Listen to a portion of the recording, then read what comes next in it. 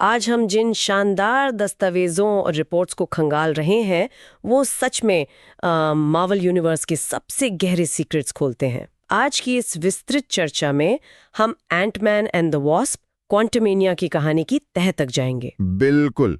और सिर्फ कहानी नहीं बल्कि किरदारों का जो मनोवैज्ञानिक विकास हुआ है और मल्टीवर्स का जो सबसे बड़ा खतरा है, हम उस पूरे नैरेटिव ब्लूप्रिंट को डीकोड करेंगे। हाँ, मतलब जरा इस अजीब कॉन्ट्रास्ट के बारे में सोचिए।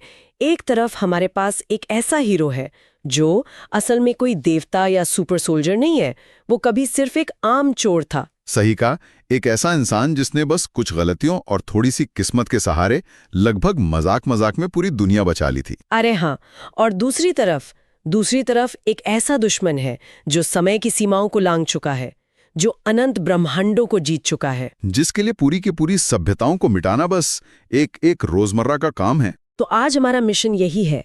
हम ये समझेंगे कि कैसे सबसे छोटे यानी सब एटॉमिक स्तर से शुरू हुई एक जंग पूरे ब्रह्मांड के लिए खतरा बन जाती है।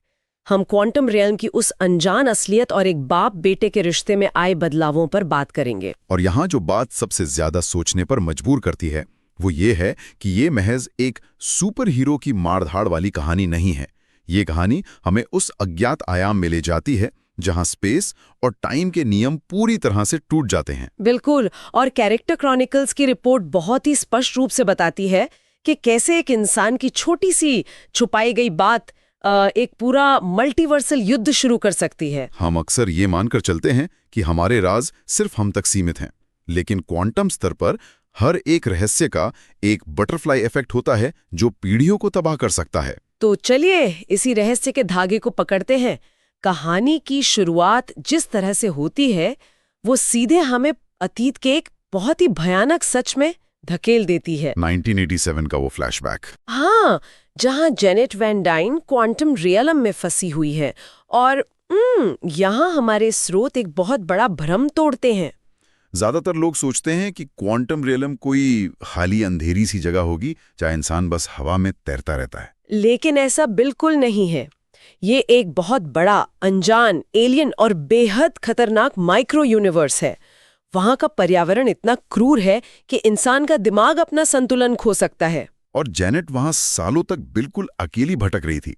कोई आसमान नहीं, कोई सूरज नहीं, बस एक अंतहीन अजीबो-गरीब दुनिया। और तभी उस भयानक अकेलेपन के बीच उसकी मुलाकात एक फंसे हुए वैज्ञानिक से होती है। और यही वो मोड़ है जहां कहानी अपनी मासूमियत पूरी तरह से खो देती है।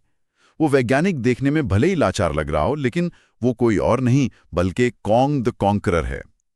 कॉन्ग जेनेट को ये विश्वास दिलाता है कि वो एक मुसाफिर है जिसे उसके ही लोगों ने धोखा देकर इस जगह पर निर्वासित कर दिया है। एक तरह से उसे यहाँ की जेल में फेंक दिया है।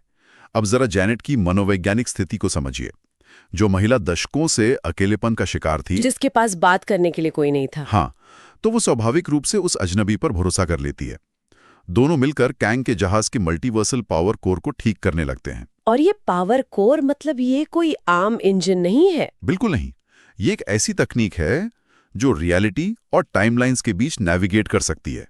उन दोनों के बीच एक अनोखा रिश्ता बन जाता है क्योंकि दोनों ही सर्वाइवल की जंग लड़ रहे थे। रुको एक सेकंड, हाँ, यहीं पर मुझे एक चीज ने बहुत हैरान किया था। जब जेनेट उस पावर कोर को ठीक करते हुए उसे छूती है तो वहां कोई मशीन चालू होने की आवाज नहीं आती। एक मानसिक धमाका होता है। हाँ, उस कोर का न्यूरल लिंक जेनेट के दिमाग से जुड़ जाता है और उसे कैंग के दिमाग की यादें दिखने लगती हैं। और वो यादें किसी भटके हुए मासूम वैज्ञानिक की नहीं थी। जेनेट अपनी आंखों के सामने जलते हुए ब्रह्मांड देखती है। ऐसी टाइमलाइंस देखती हैं जिन्हें बेरहमी से मिटा दिया गया है। एक भयंकर मल्टीवर्सल युद्ध। कॉन्ग कोई साधारण यात्री नहीं है, वो समय का विजेता है।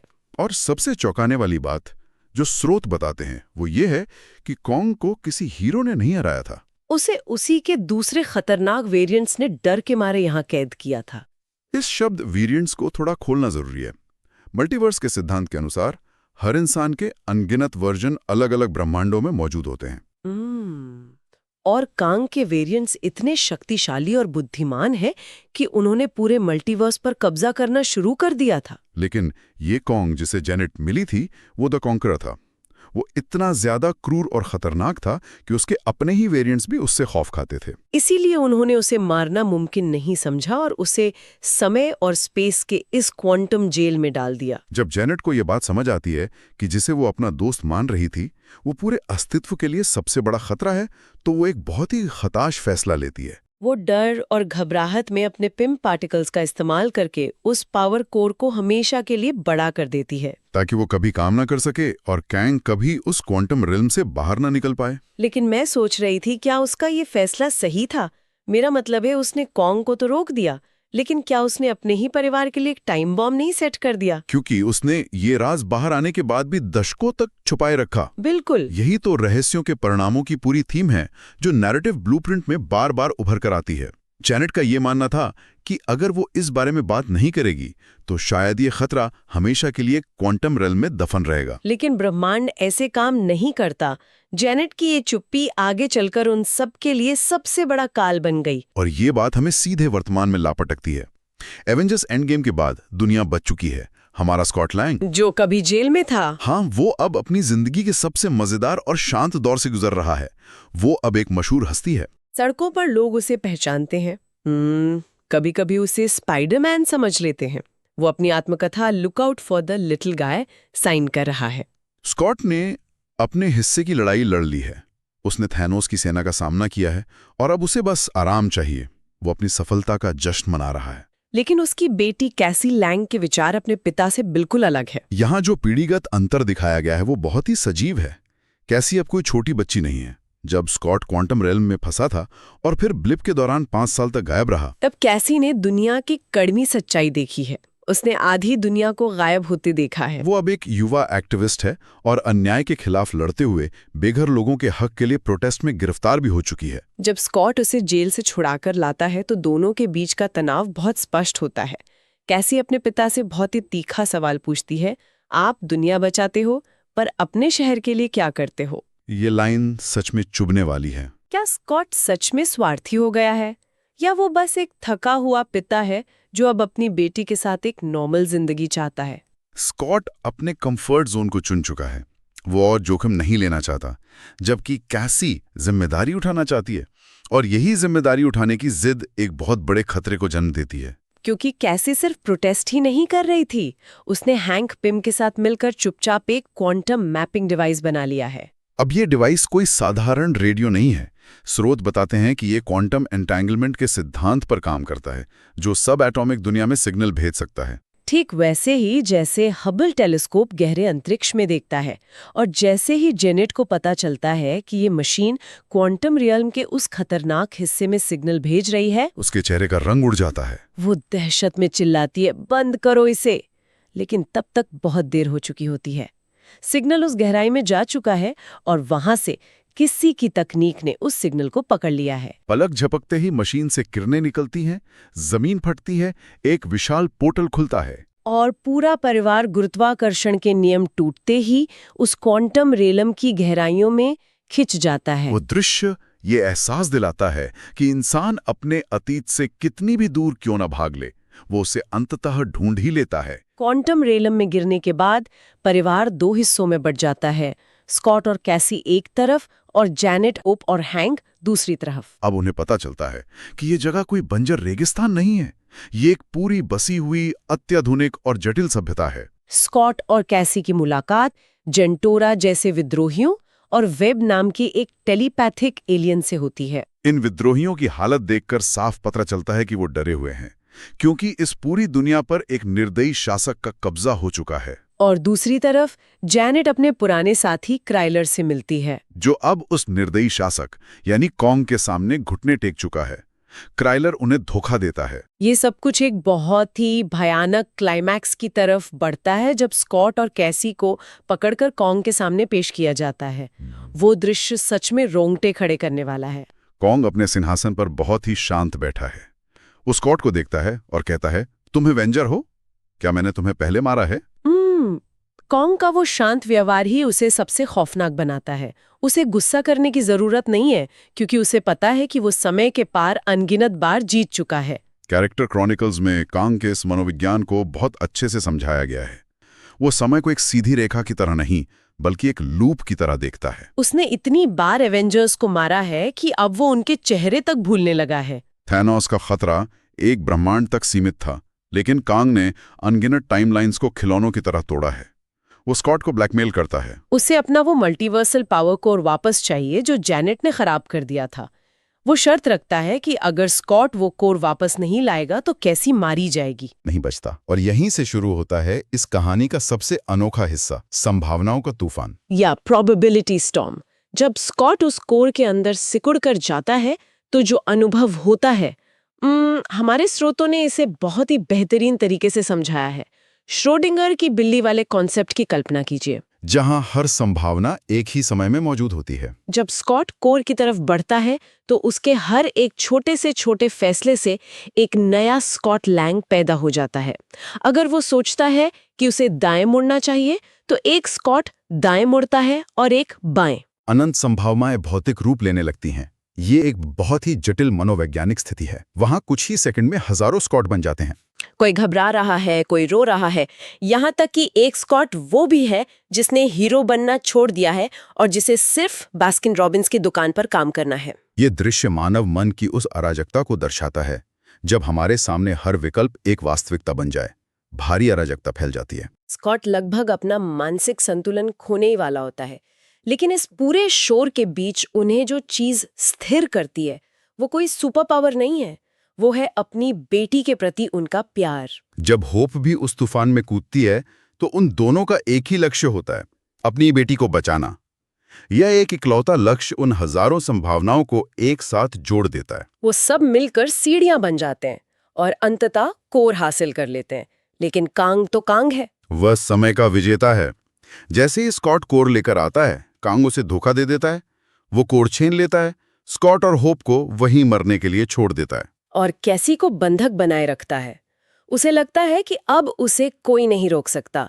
उसकी सेना तैयार है मल्टीवर्स पर हमला करने के लिए। कांग सोचता है कि उसने बाजी मार ली, लेकिन वो कैसी लैंग को कम आंकने की गलती कर बैठता है। कैसी हार मानने वालों में से नहीं है। कैद से आजाद होकर वो क्वांटम रेल्म के डरे हुए लोगों के सामने खड़ी होती है। उसका वो भाषण, अगर हम खड़े नहीं होंगे तो हम जीने के लायक नहीं हैं, ये एक बहुत बड़े बदलाव की शुरुआत थी। इसी एक चिंगारी से एक विशाल क्रांति भड़क उठती है। पूरे क्वांटम रेल्म के दबे कुचले लोग कॉन्ग के उस अभेद्य किले की तरफ कूच कर देते हैं। और इसी क्रांति के बीच कहानी दो बहुत ही शानदार मोड़ लेती है। पहला है मॉडॉक का मनोवैज्ञानिक बदलाव।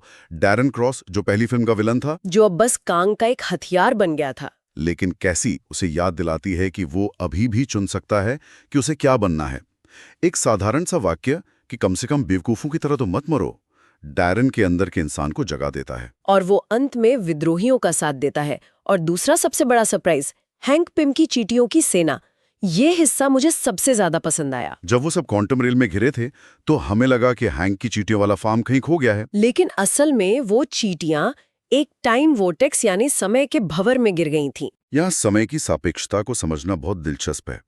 क्वांटम स्तर पर समय वैसे काम नहीं करता जैसे हमारी दुनिया में करता है। हमारे लिए जो वो कुछ घंटे थे, उन चींटियों ने उस वोर्टेक्स के अंदर हजारों साल बिताए। उन हजारों सालों में वो एक सुपर इंटेलिजेंट सभ्यता बन चुकी हैं, जिनकी तकनीक और जिनका समन्वय कॉन्ग की फ्यूचरिस्टिक तकनीक को भी टक्कर दे सकता है। जब चींटियों की वो एडवांस्ड सेना आसमान से कॉन्ग के किले पे हमला करती है तो पूरा नजारा लेजर बीम और धमाकों से भर जाता है।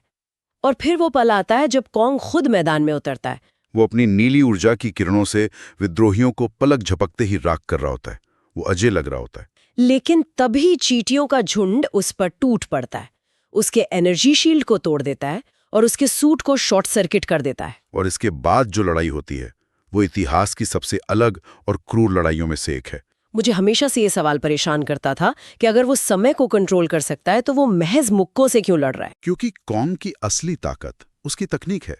जब चींटियों ने उसका सूट खराब कर दिया तो उसकी समय को मोड़ने की क्षमता खत्म हो गई। वो वापस एक इंसान बन गया। लेकिन वो ऐसा इंसान है जिसने अनगिनत सदियों तक युद्ध लड़े हैं। ये कोई जादुई लड़ाई नहीं है, ये बिना शक्तियों के कच्चे मुक्के की लड़ाई है। वो स्कॉट को इतनी बुरी तरह पीटता है कि स्कॉट का हेलमेट टूट जाता है। लेकिन स्कॉट अब सिर्फ एक एवेंजर नहीं है, वो एक पिता है। इसी बीच होप भी वापस आ जाती है। दोनों मिलकर अपनी आखिरी सांस तक लड़ते हैं और अंततः कॉन्ग को उसी के अस्थिर हो चुके पावर कोर में धकेल देते हैं। कोर फटता है और कॉन्ग उसमें खिंचकर खत्म हो जाता है। अंत में कैसी बाहर से उस पोर्टल को फिर से खोलती है और स्कॉट और होप बाल बाल बचकर अपनी दुनिया लौट आते हैं। सब कुछ सामान्य लगता है। स्कॉट फिर से मुस्कुराते हुए चल रहा है। लेकिन कहानी यहाँ खत्म नहीं होती। स्कॉट के चेहरे की वो मुस्कान धीरे धीरे फीकी पड़ने लगती है, क्योंकि उसके दिमाग में कॉन्ग की वो आखिरी चेतावनी गूंज रही है। तुमने सोचा ये खत्म हो गया? स्कॉट खुद से सवाल करने लगता है कि जिस कॉन्ग को उन्होंने अभी मारा, क्या वो सच में सबसे खतरनाक था या फिर वो उन सब में सबसे कमजोर था? क्या उन्होंने जेलर को मारकर असली राक्षसों को आजाद कर दिया है? और इस संदेह को पुख्ता करती हैं मिड क्रेडिट और पोस्ट क्रेडिट सीन्स की घटनाएं। मिड क्रेडिट सीन में हम देखते हैं कि एक विशाल एरिना में हजारों कॉन्ग वेरिएंट्स इकट्ठे हुए हैं। Council of Kongs! वो सभी इस बात से गुस्से में हैं कि एवेंजर्स ने निर्वासित कॉन्ग को मार दिया है। वो अब युद्ध की तैयारी कर रहे हैं। और पोस्ट क्रेडिट सीन तो हमें सीधे 1893 के समय में ले जाता है, जहां विक्टर टाइमली नाम का एक आदमी अपना आविष्कार दिखा रहा है, जो कॉन्ग का ही एक और वेरिएंट है। और भीड़ में छुपकर उसे लोकी और मोबियस देख रहे हैं। ये साबित करता है कि क्वांटम रेल्म में स्कॉट को जो जीत मिली है वो एक बहुत बड़े भयानक युद्ध की महज एक शुरुआत है। अगर हम इस पूरे नैरेटिव को समेटें और इसे असल जिंदगी से जोड़ें तो ये कहानी बहुत गहरा अर्थ रखती है। ये हमें बताती है कि इंसान अपने कंफर्ट जोन में सिमट कर नहीं रह सकता। जब दुनिया को आपकी जरूरत हो तो सिर्फ अपने आराम को चुनना एक स्वार्थ बन जाता है। साथ ही जेनेट की कहानी एक बहुत बड़ी चेतावनी है कि हमारे छुपाए गए गहरे रहस्य कभी ना कभी हमारे सामने आ ही जाते हैं। आप सच्चाई से भाग सकते हैं लेकिन उसे मिटा नहीं सकते। और जाने से पहले मैं एक ऐसे विचार पर चर्चा करना चाहूंगी जिसने मुझे सच में सोचने पर मजबूर कर दिया। बताइए। हमने देखा कि कैंग और उसके वेरिएंट्स कैसे टाइमलाइंस को मिटाते हैं। अगर काउंसिल ऑफ कॉन्ग्स जैसी कोई चीज सच में मौजूद है जो ये तय करती है कि कौन सी टाइमलाइन जिएगी और कौन सी मरेगी, तो क्या इस ब्रह्मांड में किसी भी इंसान की फ्री विल यानी आजाद सोच का कोई अस्तित्व है? यह दर्शन शास्त्र का एक बहुत ही गहरा सवाल है। अगर हर बार जब हम कोई ऐसा फैसला लेते हैं जो कॉन्ग के प्लान से मेल नहीं खाता और वो उस पूरी टाइमलाइन को ही मिटा देता है, तो इसका मतलब है कि हमारी आजादी सिर्फ एक भ्रम है। हम सिर्फ वही कर रहे हैं जो एक मल्टीवर्सल तानाशाह चाहता है। यह स्थिति यह सोचने पर मजबूर करती है कि क्या हम सच में अपनी नियति खुद लिख रहे हैं या हम किसी ऐसे अनजान स्क्रिप्ट का हिस्सा हैं जिसे कोई और एडिट कर रहा है। क्या कमाल का विचार है। इस बात ने तो सच में नजरिए को ही बदल दिया। क्या हमारे फैसले सच में हमारे हैं?